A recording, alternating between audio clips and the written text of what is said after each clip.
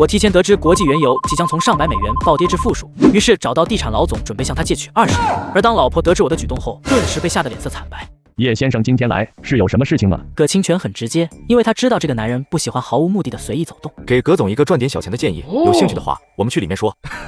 当然有兴趣，只要是叶先生要做的，砸锅卖铁我都跟。两人进办公室后，叶枫开门见山：“葛总玩期货吗？”期货这个倒也接触过，不过我对这行不怎么熟。叶先生想炒期货，葛清泉也不犹豫，问问财务那边，我们还有多少钱可以用？助理点点头，连忙转身去找财务总监。叶先生，请继续说。葛清泉的这套操作，只为表明一个态度：你叶先生但凡开口，我眉头都不会皱一下。叶枫笑了笑：“我想炒原油，最近原油期货可能会暴跌，如果葛总能拿出足够的钱来，我们可以大赚一笔。具体利润多少，就看葛总的资金了。”葛清泉有些好奇，叶先生说的暴跌是到什么程度？从目前的100美元一桶降到负数。葛清泉听得愣住了，这玩意还能有负数的？他实在不太能理解。如果原油不好卖，不卖就是了，怎么可能贴钱卖呢？世上就没这样做生意的。一些产油大国每天开采的原油数量非常多，也需要他们耗费相当多的原油桶去存装，而这些原油桶又需要足够的仓库去存放。倘若卖不出去，他们每天光是存放的成本就很高，所以哪怕是负数，其实也比他们的成本少一些。可我还是不太明白，好端端的怎么会跌成这样呢？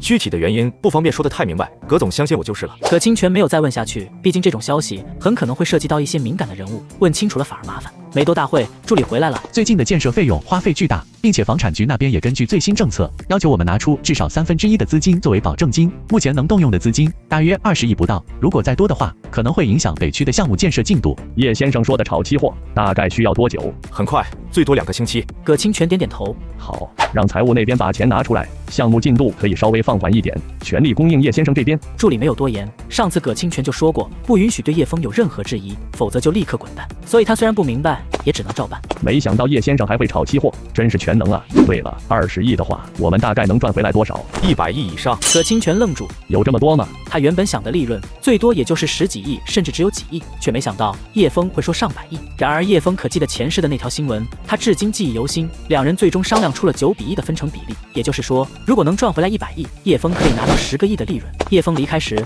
法务部的人赶紧跑上来找葛清泉。葛总，您连一个监管的人都没派，合同也不签，这不是在赌博吗？你懂什么？你们觉得20亿很多，可在我看来，这连叶先生的一根手指都比不上。其他人显然无法理解葛清泉为什么如此相信叶枫，那可是20亿啊！但葛清泉很清楚，叶枫如果想赚钱，别说20亿了，就算200亿也轻轻松松。另一边的叶枫回家后，看着屏幕上的行情曲线，仔细计算着自己的策略。原油价格暴跌是肯定的，就在这2天便会启动，但其中的波动却需要仔细计算，否则在暴跌的趋势中空单爆仓也不是什么稀奇事情。想到这里，他给王佳妮打了个电话：“你今天做一下原油期货的策略，方向是下跌，跌多少你过2天根据盘中情况具体推断。”好，我马上就做。王佳妮明白这是老师布置给她的作业。叶枫挂断了电话，继续研究着市场波动。唐仲威回来时，看到丈夫对着电脑沉思，连忙对要跑过去的女儿做出一个虚的手势。叶枫听到了声音，抬起头笑着道：“这么小心干什么？过来吧。”唐仲威这才带着女儿过来，诺诺好奇地看着电脑：“爸爸，你是在玩游戏吗？”对小丫头来说，那些红红绿绿的东西看起来和游戏没什么区别。对啊，就是游戏。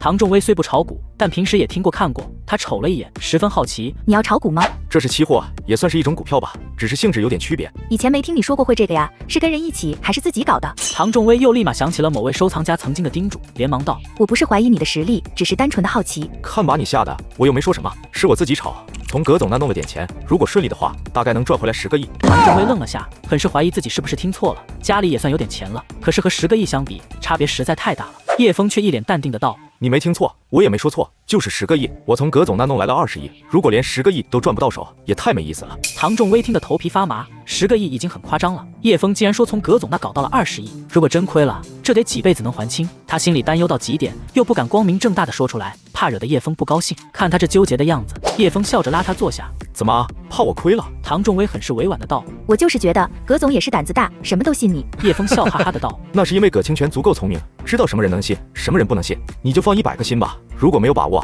我不会拿这笔钱的。”唐仲威用力点头，像是在努力说服自己相信丈夫。我相信你。叶枫知道他嘴上说信，其实心里肯定还在担心。等我把钱赚回来，我就履行诺言，再娶你一次。提起这件事，唐仲威脸上顿时露出了些许娇羞。其实没必要非得这么。她以为丈夫只是想用一种仪式感来告别过去，却不明白对魂穿过来的叶枫来说，这是必须的。毕竟不重新娶一次唐仲威，她总觉得心里有疙瘩过不去。娶是一定要娶的，我说过了，要把过去没有给你的幸福都一个一个弥补回来。唐仲威看着她，眼中开始绽放出不一样的神采。彩，心中的担忧也逐渐淡去。她甜甜的笑起来。好，我等着你。诺诺也笑嘻嘻的道。我也等着爸爸。母女俩欢喜的样子，让叶枫内心感到了无比平静和温暖。他所期望的珍重的亲情，在这一刻得到了满足。